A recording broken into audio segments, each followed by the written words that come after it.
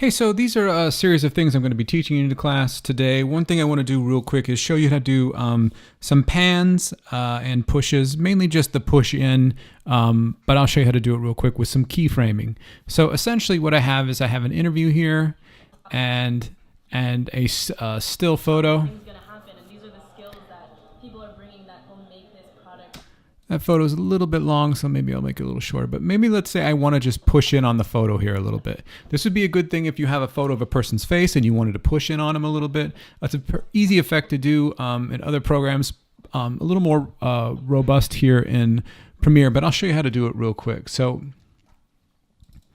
essentially what we want to do is we want to select the clip we want to push in on. Then we're going to go to Effect Controls. And essentially what you're wanting to do here is just kind of push the image in a little bit. And we can do that by just scaling in. So I'm just basically going to be doing this. Just be pushing in on the image that way. So essentially what we need to do is we kind of need to animate that. And so animation in programs like Premiere and After Effects is called keyframing. So essentially I want it to start at where it is, which is 100% scale. So I'm going to turn on the keyframe here, which is basically to toggle on and off animation. So I'm going to turn that on, and you're going to see it dropped a little diamond, which is a keyframe. This is also where you can add a keyframe. So I want it to just be at its normal space here, but when I get to the end of the clip, and I'm going to hit my back arrow on my keyboard just to pull back one frame, which is the end of the clip. This is where I want to zoom in. So I'm going to pull it in maybe about something like that. And you'll have to test it. Sometimes zooming in too fast in the clip looks kind of cheesy. So you may want to back it down and make it really subtle, maybe like only 104. So now you can see as I play the clip, I've got a simple push in on the clip, right? Pretty easy to do. You can do the same thing with a video. You can add some keyframes if you want to push in on a person's face. Like I could simply really quickly add some keyframes here. So let's see. I could add a keyframe here at 100%. Actually, I'm going to reset this to 100. And then let's say just down the way here a little bit, I might want to add a little push in here just for whatever reason. Usually you would do this on a photo or something. And so now when I play this, I've got a small push in on here. Like the process as well of making the app, because this thing that was in your mind is now becoming real. And you want to use this in a way to kind of, if you have an emotional moment you want to highlight, something you can do there as well. So if I go back to this piece here, let's say I want to also add, maybe I want to pan the piece a little bit too. You want to make sure you have a reason to do that, but let's just say you want to add a little panning, so maybe making it go left to right. So I'm going to use my position key here. This is where it's positioned currently. And so it dropped a little keyframe here. And then I'm going to go to the end of the clip. And I want to... let's see, maybe, yeah, I'll take it right from left and just go maybe that much. So now when I play this back, I have a push in and a pan at the same time. Skills that people are bringing that will make this product come to life. So that's one way you can simply do that, add that kind of animation in Premiere here. So there's that. Also, one other quick thing. This is kind of just a silly little technique, but let's say you have an image here. I'm going to mute my sound here. And let's say you wanted to hold the frame for an extra minute and then jump back in. So one of the things you could do here is, let's say I wanted to hold the frame here. I could right click there, and then I go to Add Frame Hold.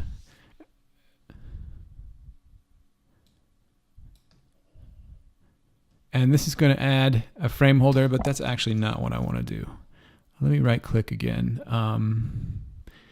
Insert frame hold segment. That's what I want to do. And now you're going to see that it literally inserted just a frame being held for a minute. And then I'm back into the video. So you say you had a powerful emotional part, you wanted to freeze it for a minute. I can even make this longer if I want to make the frame hold longer. and say you were narrating and you wanted to kind of stop that thing for a moment and just hold that image, you could. So that's just called a frame hold option. Just something kind of fun that you can, an effect that you never know when you might need. So that's basically kind of some beginning animation I wanted to show you about. Also, this is kind of silly, but let's say you wanted to, this is kind of a quick transition I'll just show you. You wanted to kind of have a crop close on your piece. So something that looks like this. And you're done. That's really simply, I use this a lot on my lower thirds. It's called a barn door effect. So I'll have the barn door effect makes things appear from bottom to right or left to right. So here you will see now the effect going the opposite direction. And I was simply able to do that. And you notice my opening is that way too. By pinning it to one of these ways. If I want it to open up to down, I just click here. If I want it to open from the right to left, I just click on this edge, and you can see it changed it to right to left, and this is up to down. That's just called a kind of a crop barn door effect. Let me show you how to do that real quick. So essentially, all you're going to do is, if you're in the editing workflow here, just go to effects and type in barn door, and I already did that, and then just drag it and put it on the end of your clip. And essentially, this is what it defaults to.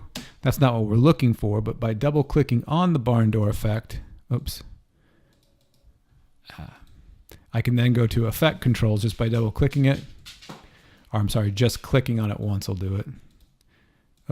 And that'll pull up. And if you go to the effect controls, then in your source panel, that'll pull this up. And once again, I want to pin it to the top, so it's going north to south. And I can then control the duration by just making it smaller or larger. And now you'll see I have it going the wrong direction. So what I want to do there is just reverse it. And if you pull down here, you'll see a thing that says reverse. Click that, and now you've got that nice crop finish. So just a kind of simple little technique if you wanted to use that. One last thing I wanted to show you in this video in terms of some animations. This isn't really animation, but I just wanted to actually go over a little more color correcting. And so there's some easy ways to go about color correcting. Let's say you needed to do it really quick and on the fly.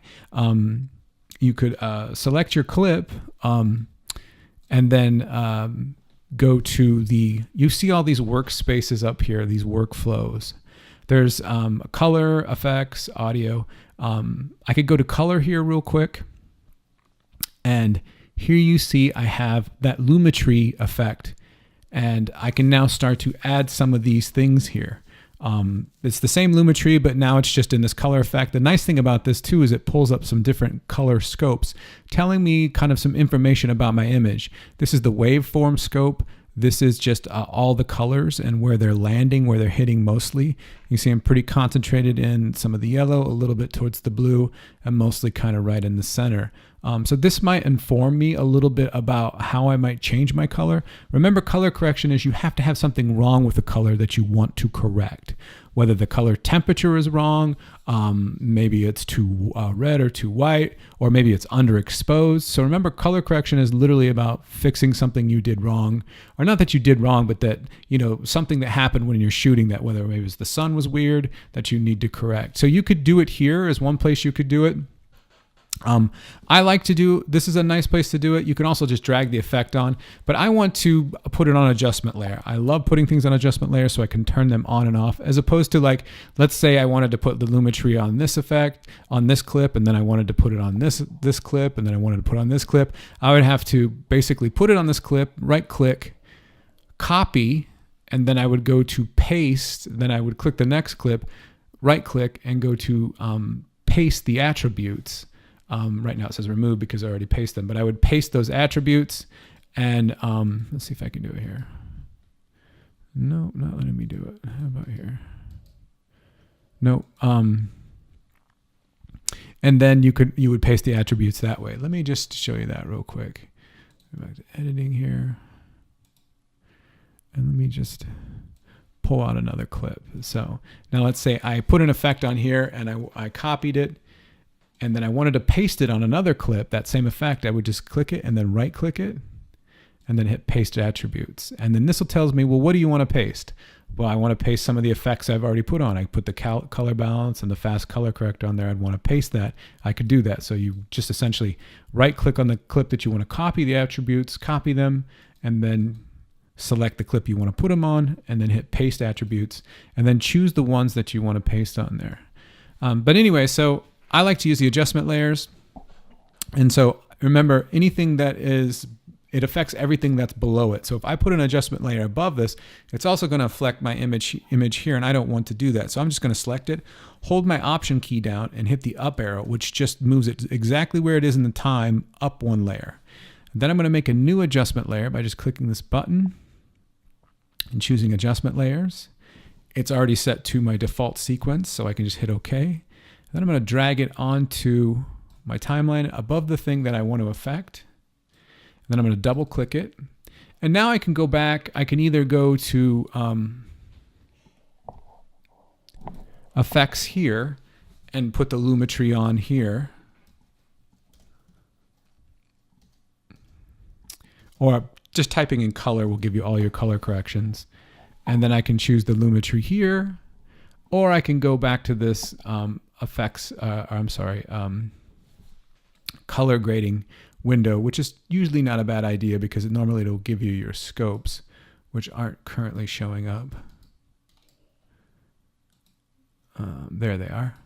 So there's my scopes, which might help inform you. You might want to spend some time, if you have extra time, to go look those up on the internet and what those scopes really mean. That might help you moving forward. Just not enough time today. So I'm looking at my image, and it looks a little underexposed. So I'm going to go to the basic color corrections here, and I'm going to pull up the exposure a little bit. Ooh, that looks much better, making it a little bit brighter. Also, if you're ever worried that your white balance might be off, you can take your white balance selector here, choose the most whitest thing in the photo, or the most neutral thing, which is gray, and it will help change your temperature to what it thinks is a little more appropriate. So you can see it added a little more to the yellow side because it thought it needed to be a little more warm. You can also, if you're unsure what's going on and your image looks not the best and you don't know what to do with all these, you can also just hit auto, and it will make its best guesstimation. So it kind of took down my blacks a little bit and increased the shadows, decreased the shadows a little bit. So that might help as well. You also just need some time kind of just playing this and getting used to these different functions. One other thing I wanted to show you, well, actually two other things. First is color wheels. Oftentimes, when you're color correcting and something has too much of some color, let's say there's too much yellow, the best way to get rid of that sometimes is using your color wheels. So always when, let's say you have too much yellow orange, you would go the opposite direction on the color wheel and just pull this way. And that will give you more of the opposite color. It'll take the yellow out and give you the blue. That's kind of what you want to do. If there's two strong colors, say it's red, you want to go the opposite direction on the color wheel, and it will help get rid of some of the red and add back a color that you missed. In this case, it was green, which is not looking great. If you ever want to reset these, just double click and that will reset them. Okay, so this is a great way to do your color correction. Also, one last thing, we talked yesterday about color correction, color grading. Let's say you finished your whole piece and you want to put a kind of a 70s look on it. You could use this creative thing here that has a lot of these outputs to give your piece a feel. I would only do this if you were really going for something specific. But this can kind of give your whole film, you would color grade it, give the whole thing, all images, a look and a feel. And you can see this fades it a little bit. This obviously makes it all blue.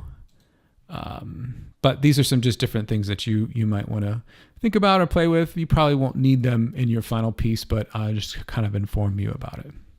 Okay, so that's just some information on how to do some simple keyframing, and then also just further thinking about your color correction.